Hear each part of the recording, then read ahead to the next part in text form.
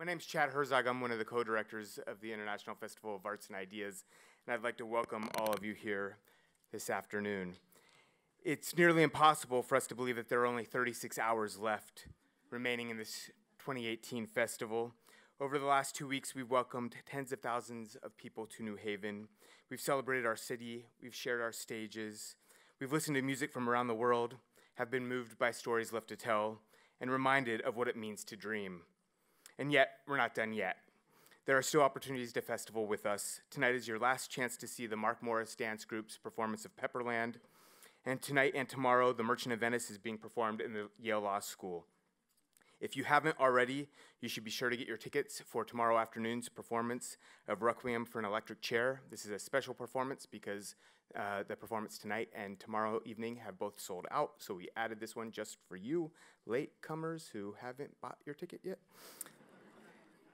And finally, we'd like to thank our presenting sponsors for our Ideas series, the Whitney Center, Connecticut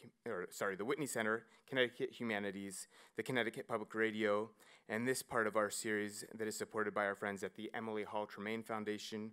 We are also pleased and grateful to our partners, the Yale Center for British Art and the Yale University Art Gallery, for being such gracious hosts for all of our Ideas talks. And now for today's talk. Pam Franks is currently the Senior Deputy Director of the Seymour H. Knox Jr., Curator of Modern and Contemporary Art of Yale University Art Gallery, where she has served since 2004. Pam has been a great colleague and friend of mine over the last 3 years, and I'm sad to say currently director because, as many of us know, she'll be leaving New Haven to head to Massachusetts as the director of the Williams College Museum of Art in the fall.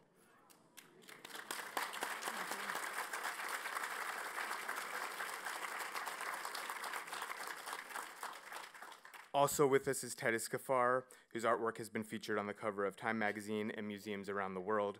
He is a pillar in the New Haven art community, and he, along with Jonathan Brand, are developing Next Haven Postmasters, a shared environment where artists and curators converge for an opportunity to make art, exchange ideas, and extend their networks. Join me in welcoming Titus.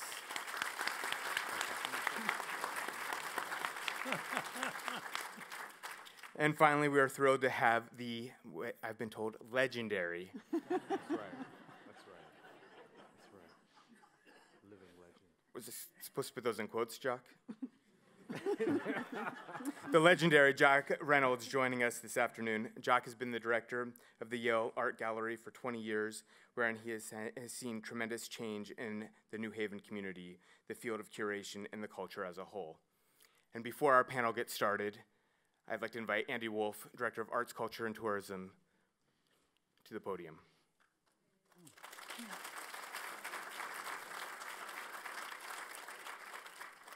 Well, thank you, and I apologize for this brief interruption, but greetings from Mayor Harp and the City of New Haven. 2 months ago, on April 24th to be exact, New Haven celebrated 380 years of tradition, innovation, and idealism, with, no surprise, the launch in these troubled, volatile times of a remarkable public art exhibition you're all invited to see. We Are a Nation of Immigrants, now on display throughout the historic Green District. For centuries, arts, ideas, and humanistic virtues and values have been a signature calling card of this small gem of a city called New Haven. With 80-plus creative nonprofit sector members and leading global museums, we're sitting in one, that are accessible to all and reinforce proactive and meaningful town-gown collaborations, a Jock Reynolds era of spiritual uplift now comes to an end, with New Haven now positioned among leading destination innovative cities where ideas truly do matter as one of his countless legacies.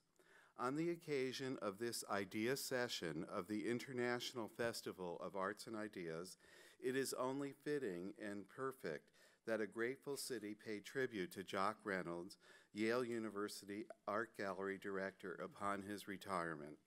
A few selected passages of Mayor Harp's proclamation naming today, June 22nd, 2018, Jock Reynolds Day in New Haven, Connecticut.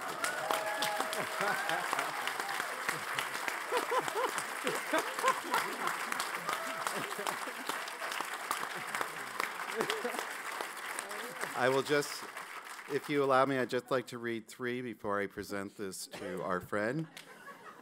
Whereas Jock Reynolds, characterized by the New York Times as the king of art with the Midas touch, arrived in New Haven in 1998 to direct the oldest university museum in the Western Hemisphere.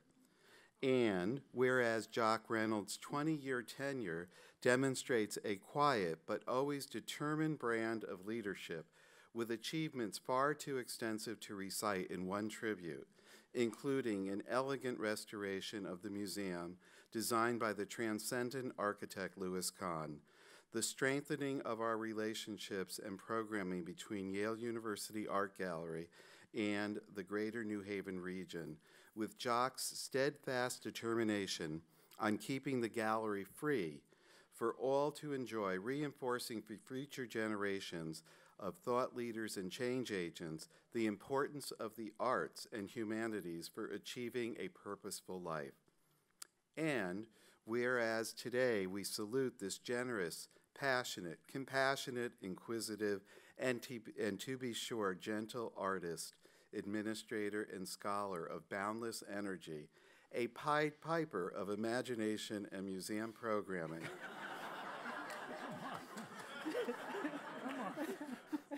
whose infectious wit, I thought you'd like that, whose infectious wit and humor has transformed forever a city that deeply admires and appreciates Jock's extended hand of friendship whenever called upon to participate in civic functions, a true American original who is believable because he's a believer. And whereas Jock Reynolds' impeccable influence and imprint on this historic university and city of New Haven, as well as our students, teachers, parents, and residents, will never be forgotten. Now, therefore, do I, as mayor of the city of New Haven, in celebration of this truly inspiring cultural leader in our city, state, and nation, hereby proclaim that throughout the city of New Haven, April 22nd, 2018, shall be known as Jock Reynolds Day in New Haven, Connecticut.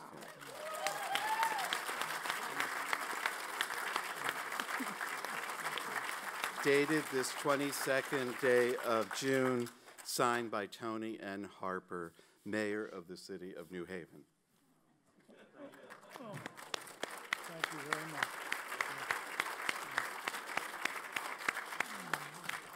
And, I will be done in 1 second, a final personal and very special tribute to our good friend, Pam Franks, who has always been there for me and for our city.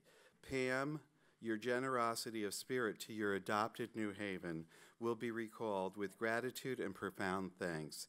A small gift for you from a very grateful city.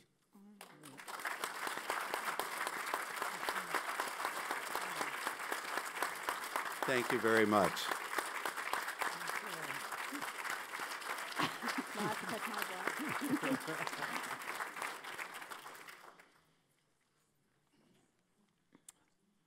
Thank you, Andy. Wow. And thank you, Chad. It's great. We were so delighted to get this collective invitation to talk today at the much beloved International Festival of Arts and Ideas, such an important partner of the Yale University Art Gallery, and to be challenged by such an ambitious topic. Who would have thought that anybody could be asked to speak to the next 20 years of arts and culture for the city of New Haven? But truly, I think there's no topic that the three of us would rather talk about than this. The only way to think about the arts in New Haven is as the heart of this place. It is so important to who we are as a community and to how we come together as a community. It's an impossible topic to grapple with. Nobody can predict the future. But when I thought a little bit about this topic, I realized I was going to be sitting between two artists. And as a curator, and as an art historian, and as a person, there are no people in this world that I've learned more from than the artists that I'm closest with. creative thinkers who are truly generative as they think about the future, as they think about what's possible, how to actually make something happen, how to make meaning in our lives. You can't learn these things from people any better than you can from artists. And for me personally, these two artists are people that I've learned more from really than almost anybody I can think of.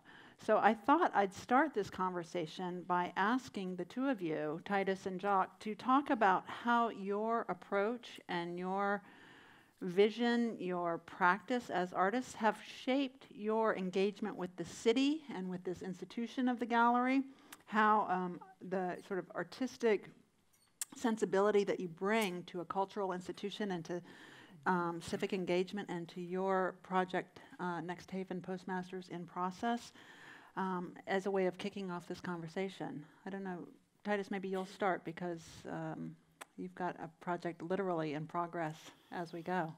I was hoping I was going to get out of that. I can't talk about 20 years from now, but I'm going to talk about what I hope to see in the future here in New Haven. I left New York almost 10 years ago now after graduating from Yale. And as I've said before, everybody told me, all my artist friends anyway, told me that my career was over if I left New York. Because of course that's the Mecca. It's the only place where you can make art, apparently. And when I left and I came here, my lifestyle changed, but in a way that was generative, in a way that felt like this is artistically nourishing, this is spiritually nourishing, this is good for my family. And one of the things that I realized was there is a different kind of community here, a different kind of culture here than is in New York. And as we developed this Next Haven project, which is an arts incubator in the heart of the Dixwell neighborhood, designed by Deborah Burke and also interior design by Ming Cho and Associates, I feel very strongly that we're putting together something that the whole country is going to be looking at and going, look at that New Haven. Look at what they're doing. And my goal, we talked about this morning a little bit, some people see what we're doing and it reminds them of things they've seen in New York. And the first thing they want to say is, that's kind of like Williamsburg, right? And my answer is, dear God, I hope not. Count me out if it is. What I want to do here, and what I think the future of art is, and most new things are not actually new, they're just recycled in maybe a new way, is getting back to that space where artists work in collaboration, where one artist helps another artist, the artist who is advanced apprentices the artist who is not, and helps build that career. And so what we're trying to do is we're trying to create a space with a high level of art production, create a space where that kind of thing can happen, where artists can engage with one another.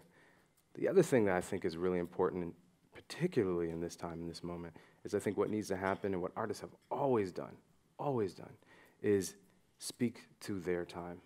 We are living in a very, very challenging time for a number of different reasons that I'm not going to go into because I'll get really upset and start yelling and screaming, so I'm going to let that go and just say we live in challenging times. And what has been encouraging for me is that my generation of artists, the generation behind me, are willing to take that head on. They're making work that speaks to this moment, that speaks to this time. And so when I think about the next 20 years, the future, I don't think about it as being so different. I feel like the generation before me really laid a great foundation, really laid a great foundation, and we have the opportunity to build on top of that foundation. But as I said, I do think this idea about collaboration and speaking to this moment will continue on. It's not new. I talk a lot about how one of the great things to be part of here at the Yale University Art Gallery over the last 16 years on and off that I've been here, the last 14 years continuously, is how your directorship, Jock, has really brought artists to the center of everything that we do. And Titus, you're here at the gallery all the time. You've studied the collection all along. We do this through visiting artists, artists in residence, through lots of different conversations that happen. But I wonder if you could speak a little bit to your sensibility as an artist and how the kind of incredible institution that you've built and built on, for sure, over the last 20 years has created a platform that will continue 20 years forward and long beyond that. Well, I'd like to begin by saying that there's probably no other Ivy League college or university that would ever have hired me or my great friend Richard Benson than President Levin of Yale. And I say that because most people don't realize Yale is the only one of the Ivy Leagues that has a school of art, a school of music, a school of drama, in addition to architecture and art history. This is the one Ivy League place in which the makers of art, music, and drama are welcome and thought of as true citizens of this place. So when Rick Levin hired Chip Benson, who was by then a MacArthur Fellow who dropped out of Brown University his freshman year to go in the Navy and doesn't even have a college degree, and then hired me, someone who had started an alternative art space in San Francisco in 1974 as a young professor. He was taking a real chance in some respects, but not really when you think of the history of Yale that was started by a living artist, John Trumbull, way back in 1832. And frankly, the thing that was most important for both Richard and I as friends to do when Rick Levin invited us to come and start with this master planning of the Yale Arts area, which he started in 1995, I came in 98, was that you had to learn something about the history. I mean, to go forward, you have to know where you've been. So it was really important to understand the history of this unique University Art Museum that was founded back in 1832. And the only orientation I got at the time from Rick Levin over a little breakfast, he said, you've got to go over there, you've got to make the art historians and the art school people quit fighting with each other. I want you to renovate these 3 buildings, which, by the way, have 256 years of deferred maintenance on them. and you have to do it without ever closing for a single day, nor can any of the schools close as they need to renovate. And all you leaders figure out how to do it together. and I will support you if you do this. And by God, he really did, as did his wonderful wife, Jane Levin, who teaches the directed studies and used to bring us 400 students, freshmen, every year. So, you know, when you talk about my leadership, don't forget that Rick Levin was a visionary president of Yale, and there's nothing you do either as a director of a museum or as a president than to hire the right people. So maybe I was a good hire, but I'm sitting next to another great hire. You want to continue this sense of mentoring people, giving them opportunities, and boy, have I had the chance to do that here. So, you know, a lot of what we've done here is really, as Titus said, you know, there's not a lot of stuff that's been invented new. You go back, you study history, you think of what's been done well, or there are examples of things, and then you grow it. And I think the one comical thing where I was worried when I first took the job, I was up on the 4th floor of the con building, sitting there on a day when it started to rain in the spring, and the senior staff was listening to me talk, and pretty soon they started to get up and leave, and I thought, well, what am I saying that's so wrong or obnoxious? Turned out they were out on the 4th floor, and they were bringing in buckets and barrels to catch all the leaks of the 4th floor con room, and they were taking all the Japanese screens off view, and so it was really clear where we needed to start. We had to fix, we had to fix the con building, and the nice thing is all of us had to cooperate. You know, we're talking about a community that's learning more and more how to collaborate and cooperate as we do in this wonderful festival. It's a great example of that, where we share ideas and celebrate them together. But we had to figure out how to do this without ever closing anything for a day. So that involved who's going to take which swing space, where are you going to move people and collections, and you had to put together a team of people who wanted to work together, and to work together, frankly, as joyfully as possible. I think we've had a great deal of pleasure even in some of the challenges we've faced. And, you know, I think, Titus, you know, you and I, when you're in the studio and you're really making something interesting, you're happy. I mean, you know, you're just striving for something, and when it's clicking, you're just, boy, those days don't get any sweeter. And frankly, we've had some really sweet days and months and years here doing what I think all of you have come to appreciate in this community. And it's been really interesting that Rick Levin's other challenge was that I want you to make this collection much more accessible to the broader community of New Haven. And I want much more engagement with public education, service to young people. We need to bring our neighborhoods more together. You may remember the Yale, this benefit they have for Yale people to buy and secure housing with subsidies in different neighborhoods to stabilize our communities so people aren't fleeing to the suburbs. Well, now here we are 20 years later, they are building thousands of apartments downtown New Haven. People are flocking into this city to live in a city where you can have free access to some of the greatest collections here and at the British Arts Center and the Peabody. You can have some of the greatest music concerts. You've got the festival. You've got Yale Rep. There are a lot of very interesting people retiring in New Haven, and frankly, you've got good health care. As you get to be my age, you start to think about that too.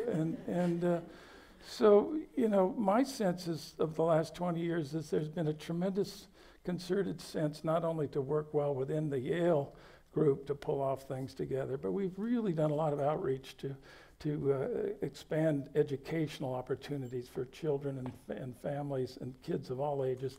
And a big part of that was to give more trust to our own students, to have them become gallery guides, to have them become gallery teachers, to have Pam take the lead in having these major student curated exhibitions you know, mounted here, all of which have got just as good of reviews as anything that's ever mentioned about me in the New York Times, to tell you the truth. That's how good the shows have been. So a lot of trust has gone behind, I think, the things that we value here. We trust in people to do the right thing, you set up the right culture, the right values, and do the work. So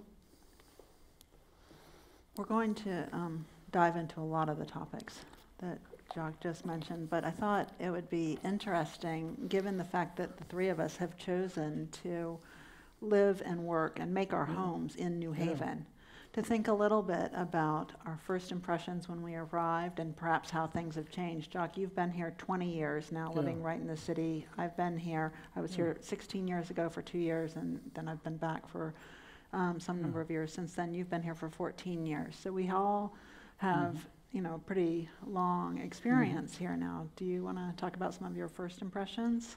Well, again, when I first came here 20 years ago, I remember a number of people said, well, where are you going to live? And I said, well, I'm going to live in New Haven. They said, you're going to live in New Haven?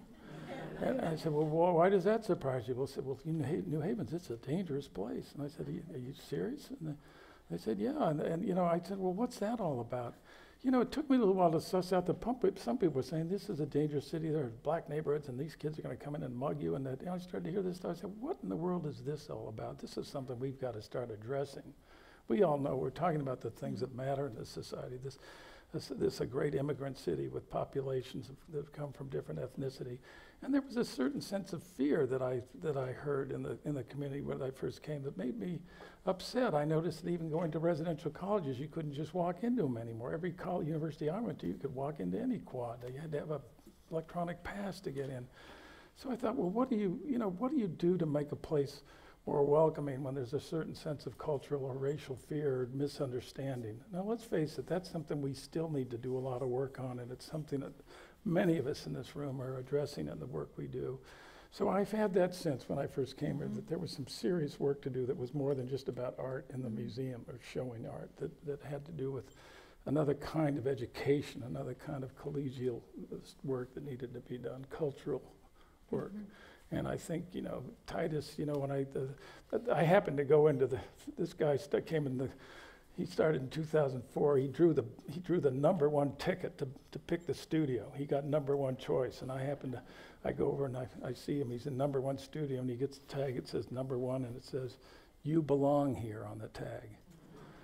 And I'm not so sure he felt comfortable arriving here, knowing his background as I do. Did he feel he really belonged here? No. So what changed your mind? No. I remember walking through the Roman and Greek sculpture area when I first got here.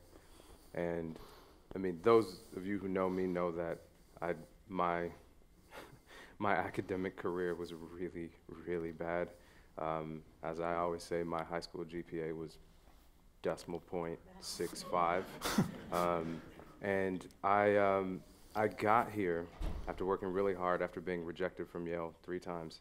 I got here and I walked through that hall, and my first thought was, you don't belong here. This place is not for you. I'd never been in a space like that in my entire life. It was far too grand for the Michigan boy that I am. It just didn't make any sense for me that I was there. And what Jock is talking about is the art school. They give you your studios, assign you your studios by picking a number out of a hat. And I happened to get the first pick. And the first thing that it said on that was, "You belong here." And I took that and I put it above my door in the studio, and it's been above every single door in the studio I've ever had since then.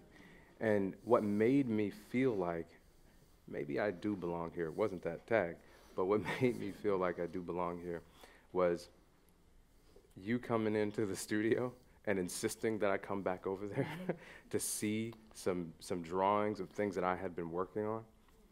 I never experienced a collection like that before. The neighborhood I grew up in didn't have museums. And when you came over and you said, "I see you're working on this Trumbull drawing. You know, we have the original across the street." I said, "You need to come over here, like now." And just this kind of, between the both of you, this kind of ushering in and saying, "Yeah, come on in, come on in." And so now, I mean, there are a few guards at this museum that don't know me by name or my children. We were joking about it before. If I show up at this museum without my 2 sons, people are generally like, "Where are your kids?" And it's just this, it does feel comfortable. I do feel like I belong here, that this is a place. This is definitely a place for me. But when I got here, I didn't feel that way. And I know that there are many folks in our community who don't feel that way. And I think we have a real challenge in terms of the kind of marketing and outreach we do to those kinds of communities here. New Haven is an amazing place. That's why I'm here. I love it. But we have a lot of economic disparity in this community. Yes. We have a lot of educational disparity in this community. And if we don't meet it head on, we are going to regret it. I think that's such an important point. When I came here right after graduate school as a fellow, I was intending to be here for 2 years. It was a 2-year fellowship. I felt incredibly fortunate to get it. I had lived throughout my life up until that point in all kinds of scary neighborhoods, and trying to make my way through various academic opportunities. And so when people said to me, "Oh, New Haven, watch out," I was frankly not at all fearful. I thought it can't be more scary than a lot of the places that I lived. And I didn't find it particularly scary. I did find it an incredible place for, of course, intellectual activity and the arts. But I moved here thinking I was going to commute from New York. I was living in Brooklyn, and I came here for the fellowship, and I thought, well, I'll be back in New York every weekend because that's where the action is, and that's where the most exciting artists are. And almost within weeks of arriving for this fellowship, it was clear that there was so much important artistic activity happening here, so much to talk about, such a community, that I shifted my frame of reference almost immediately and really based myself here and immersed myself for the 2 full years. And then, of course, moved away to move on to the next opportunity, as one does after a fellowship, and only later considered coming back. And in the interim period, my husband and I had a baby. So we were now a family with a child, and in considering coming back, I was drawn to the artistic and intellectual community for sure, but I also had enough of an inkling of what a great place this is for families and what opportunities there are in the arts and probably in other arenas that I hadn't explored yet, like sports, which have become very important to us as a family, as a great place to live. And I think that has borne out over the last 14 years that I've been here, as my son has grown up through neighborhood music school, through language instruction at Ottawa Palm, through great schools that he's been in, through his activity at the gallery. His engagement with the arts and also with sports, which are his true love, has been incredible here. So maybe we should talk a little bit about families and children growing up here. One of my great hopes, and something that I think does actually bear out, is that children who grow up here will think of the Yale University Art Gallery as one of the very great things about growing up here when they remember growing up here. And I know that's true for your kids. I know it's true for my son. Yeah.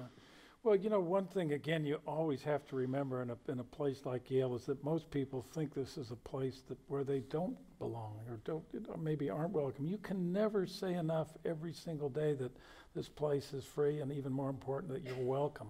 people, you can never say that enough, because people walk by or people who've never been here don't really know they're welcome, unless it starts to really be a part of the culture that the word gets around. Now, we were talking this morning, when we reopened, one of the things that was really helped us in that regard is many of our guards live throughout the city in broader neighborhoods that necessarily are the downtown or in East Rock, and they started to put out the word that, yes, families are really welcome. You should come to these family weekend days. Your kids should come to more of the schools. Some of these people have been working heavy in corrections.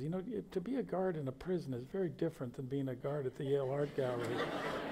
and so, you can, and our guards, frankly, I find it very important to spend time with them, because I tell them, you and the people at the front desk are the first people who are seen.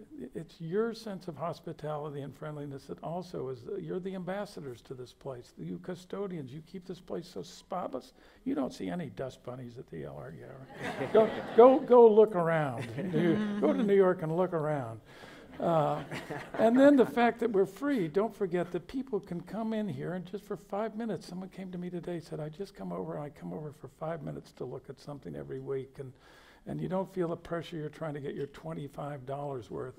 And don't forget, museums have drifted away from the traditions of the free public libraries in America. And $25 you might spend in New York. I think we ought to take out an ad that says, if senior citizens, it's $23.50 round trip from New York to New Haven. Come up here and you'll have $1.50 less for coffee.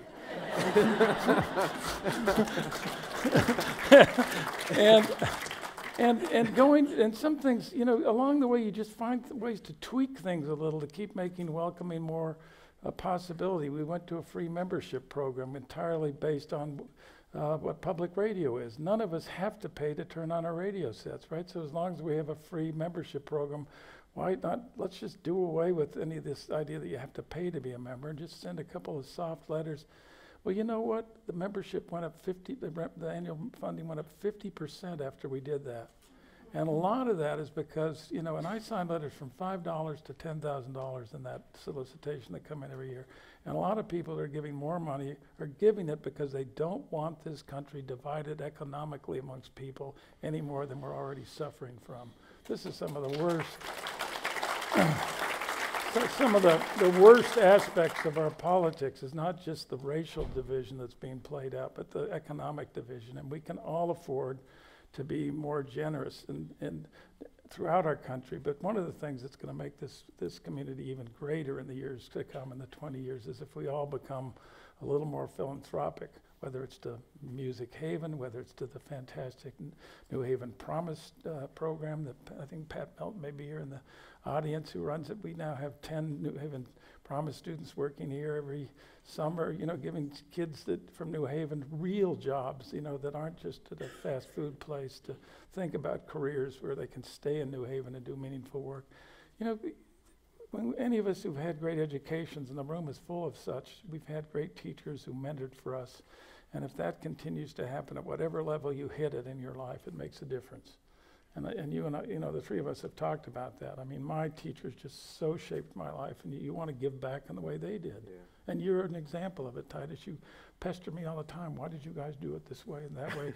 We never want to tell you what to do, but he's so curious about how to improve a community and work with the artists of his generation. And that's what you hope for, is that the next generation will pick up some sense of drive and value and curiosity, because none of us are here forever. So the best thing you do is pass on this sense of value, energy, and possibility to others. Yeah. And boy, two of you are just two of my favorites, as you know. I was just going to say, I think about, I never expected to be where I am in my career. I did not expect that. Like, if you know my past, you know my background, nobody would have bet on me. But it was those professors who did, those older artists who said, this guy needs some help, and pulled me aside and invested in me. The artists who came before, who I never sat down with, but were influential to me per year, Carrie James Marshall, Carrie Mae Weems, these folks, they made it possible. And most of those folks taught. Most of those folks went back, especially the ones that came from the Bay Area. Yeah. Like, most of those folks taught.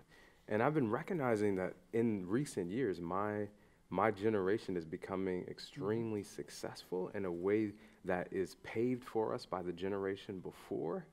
And I just want to make sure that even in that success, we make space to mentor, to find some kind of way. And it's always difficult to balance that career, like making work in the studio and trying to like mentor students and things like this. But I think we got to do it.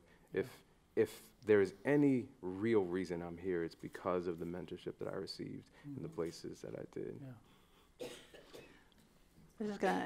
This conversation calls to mind one of the programs that I find most inspiring here, and that is that we bring Yale students in to teach our K-12 school groups. And the Yale students come from all different disciplines.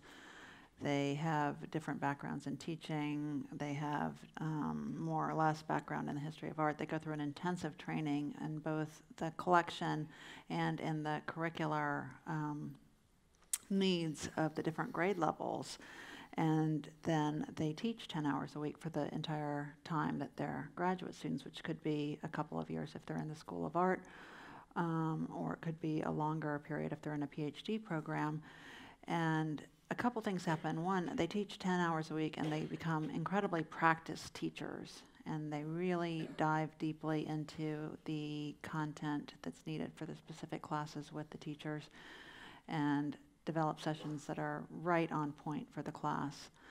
But another thing that happens is you see the school kids look to the student who oftentimes isn't that much older than they are, who's teaching their session here at the gallery, and get a very personal, very immediate sense of what it is to be a university student in a way that they might not have that many other examples of.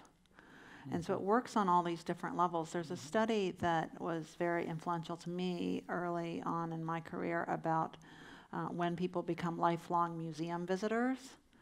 And there's a couple of moments. There's early experiences with a family or with some transformative visit through schools, so early-ish grade school level activities, and then as a university student. And so with these programs where we have the university students teaching the school kids, we're sort of bringing those moments together and amplifying the effects in a way that's a little hard to describe, but when you witness it in the galleries, you really see it happening. You see there's something clicking. Oh, this might be what it would look like if I were to go to college, which might be 5-10 years off. Yeah. Well, something else that I think we've really tried to pioneer more in the way we educate and teach in front of actual artworks is, again, hired Pam as the first curator of academic affairs to not only to develop some of these ways of teaching along with John Walsh. I know many of you have been in this auditorium to hear his fabulous lectures, and he volunteered himself to work with these same endowed gallery teachers. But we really thought something else we needed to do was slow people down in front of works. Spend a lot of time with one. Don't just look at it for 2 or 3 seconds and move on. So one of the things we've really done, and when you think about it, students to get into a place like Yale, they have to work like crazy to get those high verbal and math scores, but no one's ever given them an SAT on visual, right? I asked them, well, no, Mr. Reynolds, there wasn't a test for that. I said, that's right. But you have a chance here in this museum to really slow down and study these amazing things, and these people don't create them in 4 or 6 seconds, so spend some time in front of them. So the other thing that's really important, and I think when this notion of teaching is rather, you don't want to just lecture people about art. You want them to sit there together in groups and talk about what they're actually seeing. And as they see together, they start to put things together, and it creates a conversation at the very end of which it's maybe more interesting to give them some of the real historical data and other stuff. But don't just squash the whole experience by throwing that in at the beginning. That's something I think that we've been doing that I'm really proud of, that so many of you have been involved with in art, and it's true of some of our staff who's out there right now, our educators and programmers have really carried that forward. Many of you have accompanied, some of these programs where you get to slow down with something. These kids are moving so fast with these cell phones and the checking in with this and that. there, you know, you might even notice I put up a little carved sign that says, look, learn, and what's the last word? Linger. Look, learn, and linger. And the linger is really important. Spend the time, you know, with something. And you know, you know, Titus, you know, when you started to come in here, it was so impressive because you were lingering a lot. Or loitering. And you now do it with your children. Yeah. Now, yeah, what we he do. doesn't tell you is the reason he's really successful is he wanted to marry the most fabulous woman in the world, and That's absolutely and true. she insisted that he get an education and get himself together, and Also absolutely that's true. really that was his first great move. That was awesome. I married up for sure. I married over my head too. We all did. I was just gonna say one of the coolest things was being in the gallery, and I was just hanging out, and I was with my kids, and we were drawing the Carrie James Marshall painting, and a group of students walked over and stood in front of my painting, and my son Davin, he's like, "Dad, they're looking at your painting." I was like, "Yeah, I know. Let's continue drawing." He's like, "I want to tell them it's your painting." I'm like, "No, don't do that. Just let them enjoy looking at the painting." "Come on, Dad, please, no." And right as he said it, there was a kid who was responding to one of the teachers who was asking the question, and the kid goes something like, "I just don't know why he put nails in George Washington's face. That I don't understand." And I was like, "Okay, let's go now." Well, Pam, you know, you and I have been very involved in our Artist in Residence program, and one of the other things that's been really wonderful is to bring in, not only support the artists working here and studying here, but to bring really interesting artists like Carrie James Marshall and many others in here to you know, to acquire their work, to let them do original research of their own without any sense that they have to produce some product. But we look at the chance to support them at an interesting moment in their creative life, and then try to find something to do with them or some major work to purchase. And when you treat artists well, particularly giving those kinds of opportunities, boy, it comes back to the institution in wonderful ways. And that's certainly the truth of Carrie James Marshall, where I had that wonderful experience of working with him at Andover and at Yale. And you know, that great painting that's upstairs, I should tell you this. Can I tell a quick little story Tell about that it? story. Well, we were bidding the night before I went to his studio in Chicago. I had a backup plane trip at 6 a.m. in the morning to go to Chicago. There was a painting called Our Town of his that was up at auction at Christie's, and I really wanted to buy it for Yale. And I'd gotten, I thought, a pretty hefty war chest together of $600,000, and I thought we might be able to snag the painting for that. And the bidding just blew right past the $600,000. I'm going, oh God, I'm so glad I've got that plane ticket. It turns out Alice Walton bought the painting. There was no way we would have gotten that painting. Well, having worked twice with Carrie at Andover and Yale, he said, "Jock, if you don't get the painting, you come to my studio. There's a whole body of new work, and you can have first pick of anything in the studio." And we ended up with buying that painting for less than half of what I was prepared to bid for the other, and he gave us 3 drawings on top, and he's come and done, you know, he's done studio visits and encouraged people like Titus and Angelica. You know, really wonderful artists are often helpful to other artists. It's what you were talking about before, or grateful for the opportunities they've had, and they want to help. They want their best work to go to museums. You've got some of you know, that's why we've acquired a couple of your greatest paintings are now here. They're not going anywhere. We'll loan them, but they're here.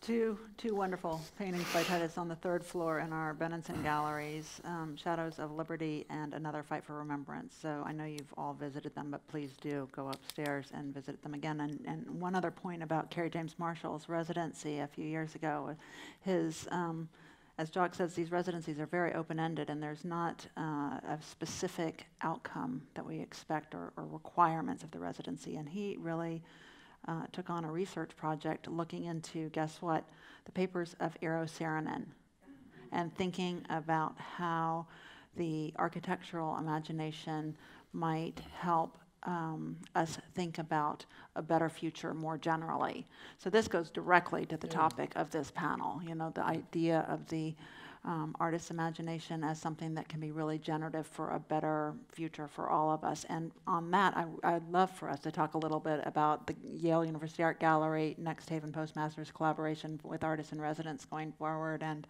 our hopes to bring those programs closer together as we move into the future. Yeah.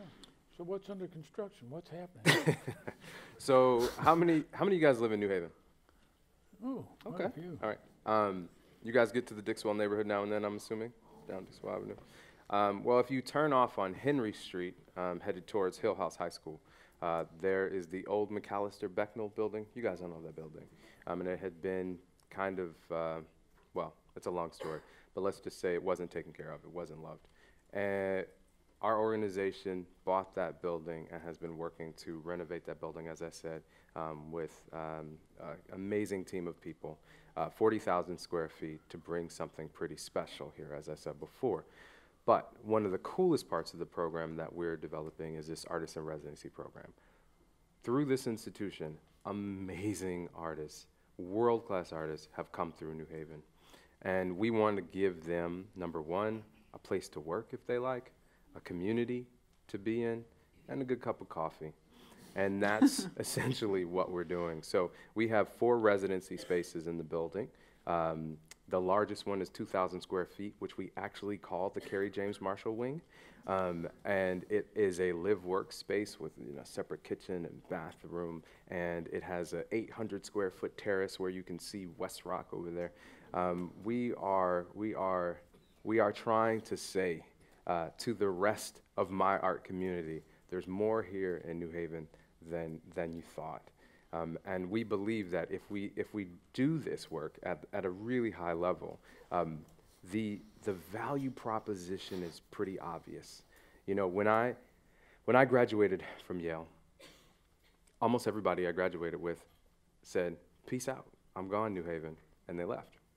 This year, I talked to about 6 graduate students of the 12 of that year, and about half of them were like, I think I'm staying in New Haven. Yeah.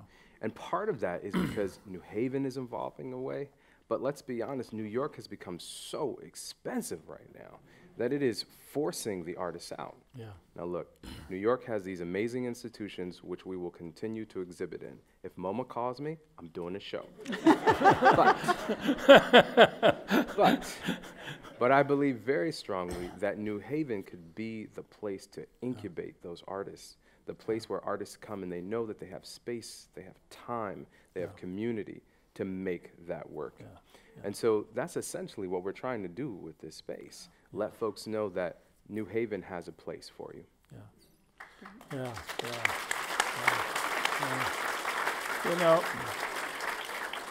When we talk about the challenges of your generation and millennials and what we faced in the 60s and 70s, the first boomers coming out with M.F.As is, going into L.A., Chicago, New York, South of Market, Soho, real estate was dirt cheap.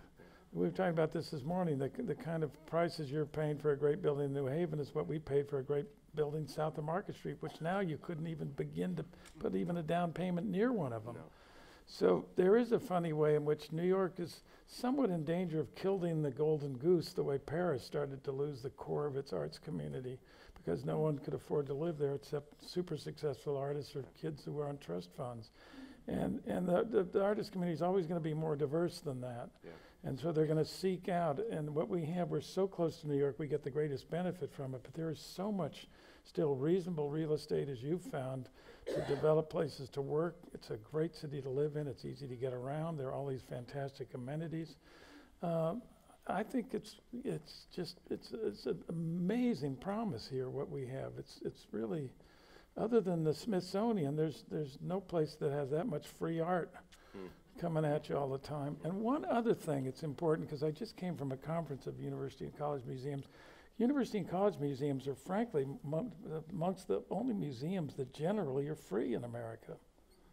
Think about that. So if you're creating that culture and strengthening it here, and you're training new generations that know the value of that, when they get these fancy jobs and move up the food chain into some of this, they're gonna bring some of those values with them, and they're gonna put some stress on this to change some of this the stuff that isn't so healthy in the art world right now.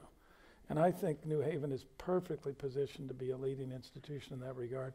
And it's also interesting when you think about it. Look what's happening in Detroit, where the DIA almost went under, but was wonderfully saved. And now many, many artists have moved back to where you're from and bought these houses and places very cheap. But they've got one of the greatest museums in America as a source.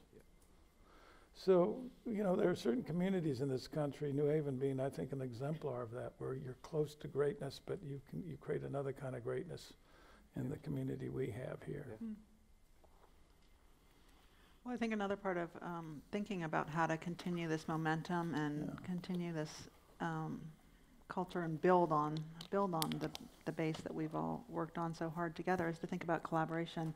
And for a small city, there is an incredible concentration of arts organizations and art schools at the university that can work together. Yeah. And so much of, I mean, this is what we're doing with the Artist in Residence program, the idea of joining forces and being able to sort of build on the Artist in Residency program that we've had at the gallery, now to be able to offer more of a community, to offer a studio space, which we've never had before. We've got great research resources, but we've never had a studio space.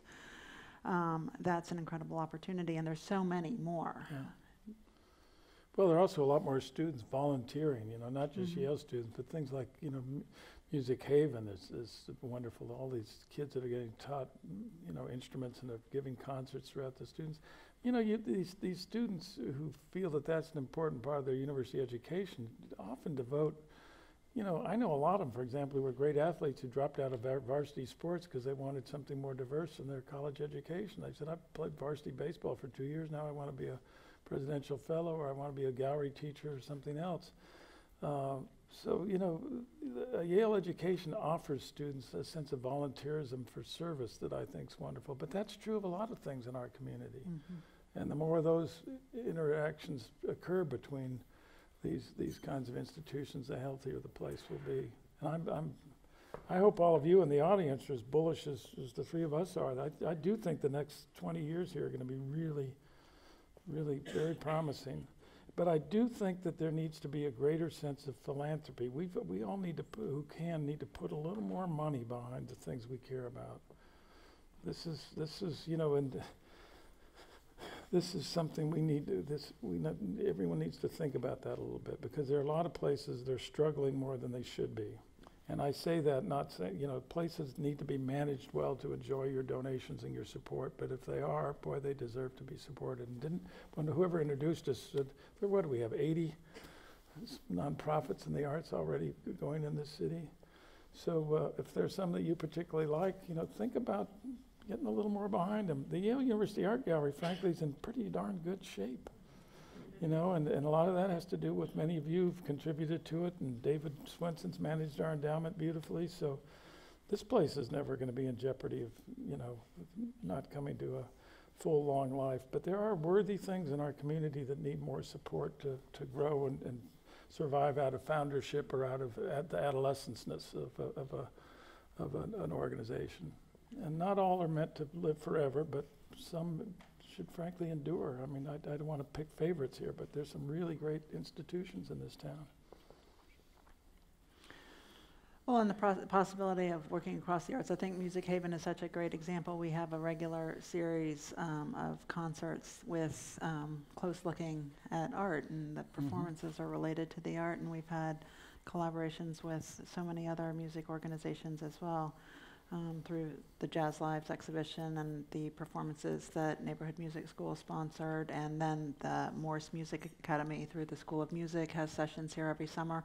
So the bringing together of art and music is just one example of cross-disciplinary arts possibilities that have been very rich here.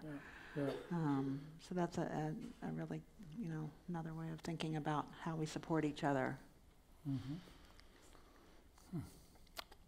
Last thoughts about the next 20 years? Prompts for action?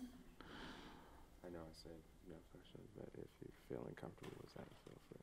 If anybody has any questions from the audience, we have a little bit of time, and I want to encourage you, if you do have a question, to come to the microphone, because nobody behind you will be able to hear if you're not speaking through the microphone. We can't see. We can't see This light, these camera lights are right on us, but go ahead. Very short question. Very loud. Let's get a microphone. Do you have a completion date for the Henry Street building? Yeah, so we have.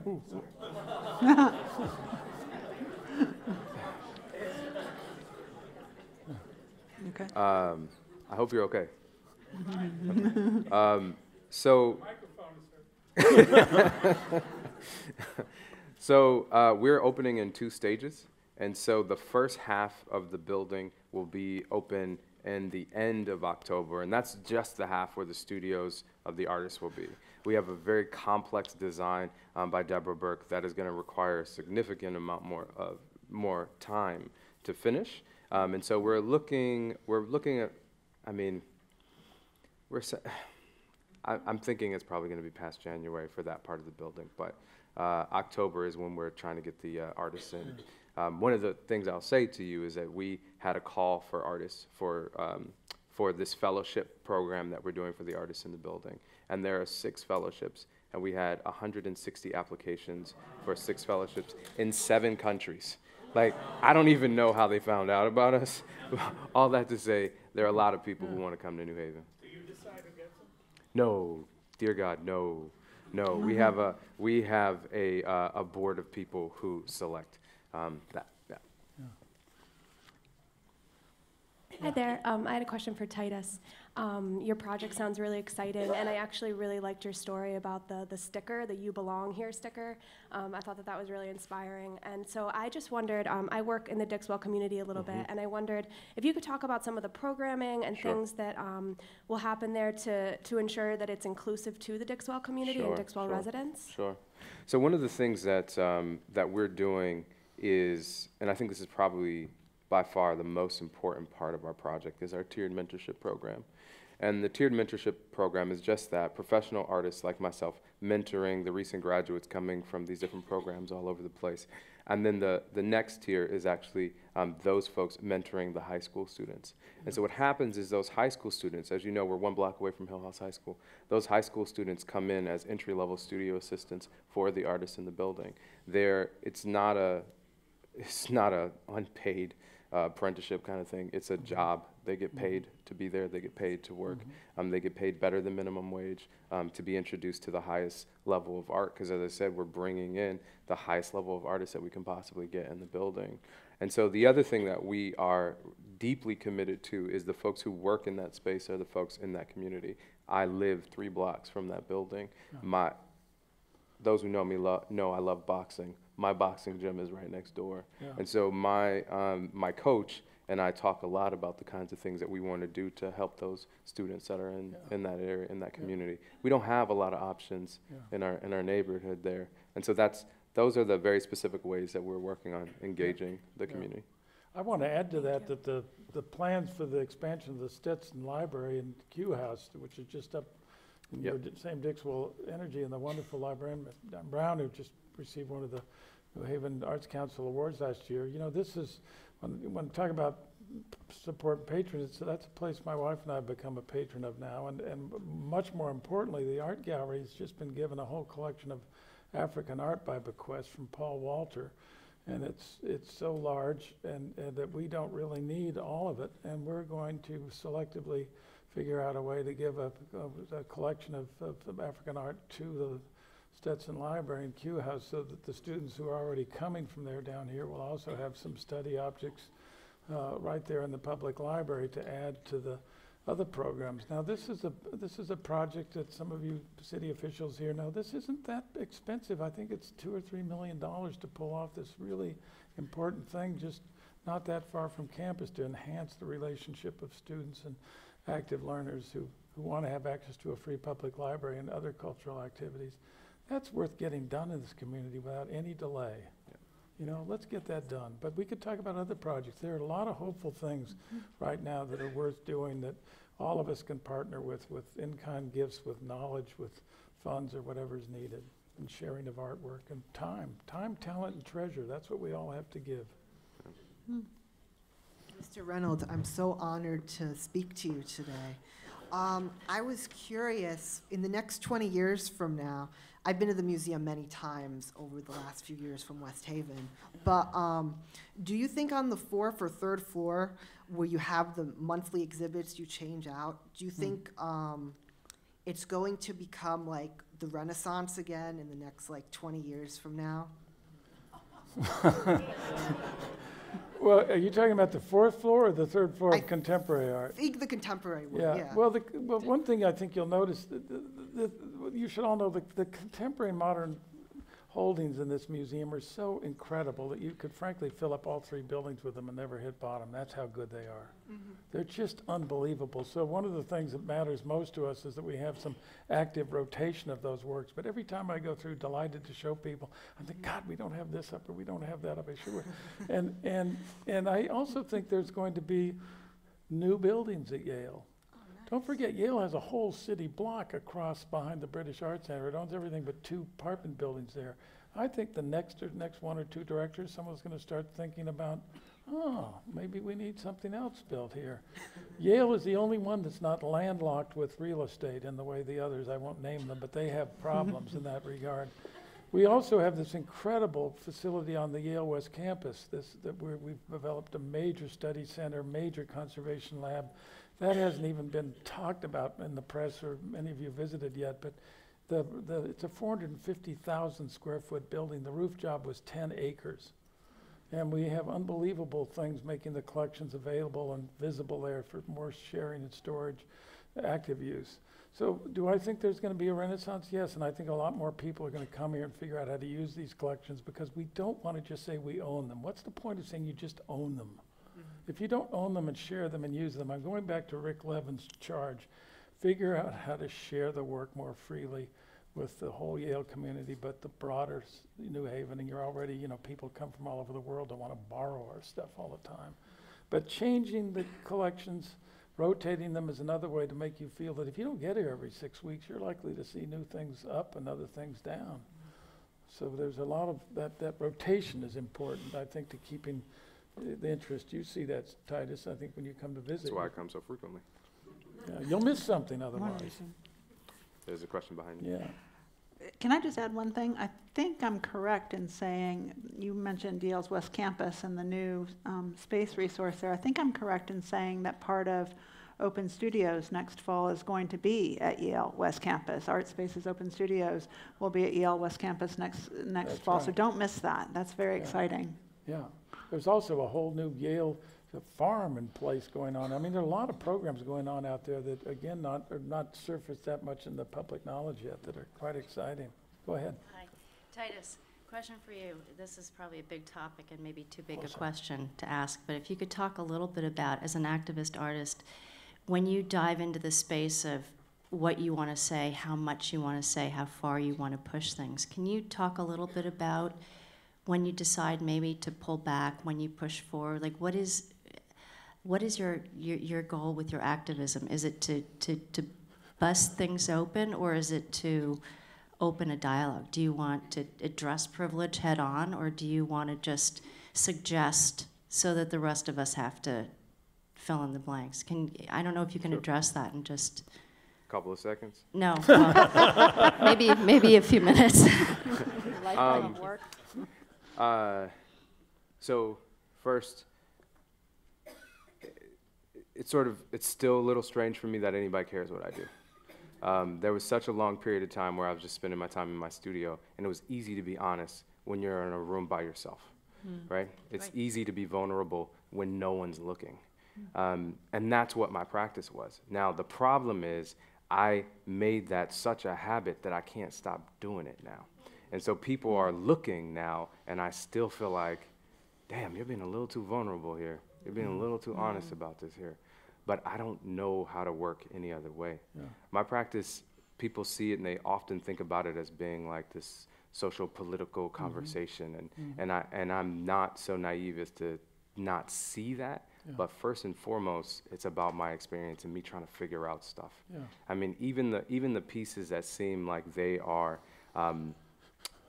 historical pieces and just historical references, oftentimes all the time come back to a conversation, an experience, something someone said, something that forced me back into the studio, because that's where I resolve my issues, my understanding of the world. And so that's the best I can answer that question. I'm not sure that I got to the heart of what you're asking, but that's just the way I do it. So you're journaling, basically. And You know, I mean, you could say that. I hope, you know, I don't, okay.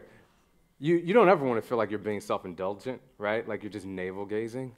But in some ways, when you are willing to be that vulnerable, what I have understood is that people come out and they say, I've experienced that before. I've seen that before too. When I made the Fight for Remembrance painting, I wasn't making that painting because I was trying to make a painting about Black Lives Matter. That was not what that painting was about. My brother and I got stopped when we were in New York, thrown up against a wall, guns pulled on us, the police came at us. That's not the first time, it's not the last time. That's what I was talking about. You know, I went to my studio and I made that painting because that's what was going on. So, you know, is it journaling? Yeah, to some degree it is. I think that as artists, when we're honest about those kinds of things, people feel comfortable coming up and saying, you know what, that happened to me too. Let me also ask Pam to jump in, because Pam was the one who then purchased your painting. You know, you said, what are they doing with nails in George Washington's mouth? But the purchase of that painting, to have it juxtaposed with the other great painting we have of Washington by John Trumbull, is a very interesting thing to have in this museum at this time, when these discussions about what we have said or haven't said about American history can become more evident. Can you talk about that acquisition, Pam? Because it's a really important one, and where it ties into, and if people don't understand the full iconography of it, it's worth explaining. And then then we should get you out of here and you should go look at the paintings. No, I'll Close looking. Well, for years, really, since you were a student, I've been following your practice. I mean, at moments, I'm sure it seemed like I was stalking you. I was really paying very close attention. And the first acquisition the gallery made was another Fight for Remembrance, the painting you were just referring to. And it was clear that that was an opportunity that we couldn't possibly pass up. And it was a huge transformative addition to the collection. And then just the following year, you made Shadows of Liberty, the wonderful equestrian portrait of George Washington, with the painting of Washington's own slave ledgers cut into strips and made into this kind of beard nailed on with the rusty nails that were inspired by the African power figures from this gallery and other collections. And it was clear that although less than a year had passed since we made the first acquisition, Shadows of Liberty was a critically important acquisition for this collection because of the larger context of the history of American art here and your relationship to that collection, but also all of our audience's relationship to that collection. So it was really an incredible opportunity to make those two acquisitions in such close succession. I do want to let us get to the reception, but something clicked when you were talking about sometimes feeling like you were being too honest or sort of a little close to the bone as an artist. And it goes back to what I very first said about this panel, and maybe it's just a thought for us all to leave on. When I was talking about the vision of both of you as artists in building this institution and building a robust arts community in this city, you know, it's different every day and it's different with every move. But the thing that's consistent in my work with both of you and has never, ever wavered and has always been so impressive to me is how genuine you are. There is never a question of honesty and genuineness. And that is a rare thing in a kind of working practice where you have to be practical. The genuineness is really critical, and somehow I think that comes through. When you talk about people connecting because of the honesty of the work or because of the honesty of the work of this institution, that is not to be overlooked. People do connect when they see something true and real and genuine in front of them. And I think it's something that we can all continue to strive for, that I hope will characterize the next 20 years and forever. Yeah. So keep it real. Yeah.